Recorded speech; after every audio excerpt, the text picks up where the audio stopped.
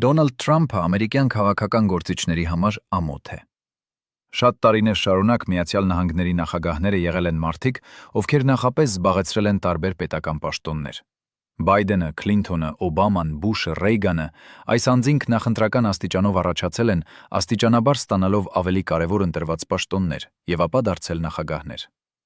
Դոնալդ Թրամփը ոչ կառավարիչ էր, ոչ քաղաքապետ, ոչ սենատոր։ Նա չէր զբաղեցրել որևէ պետական կամ ընտրված պաշտոն,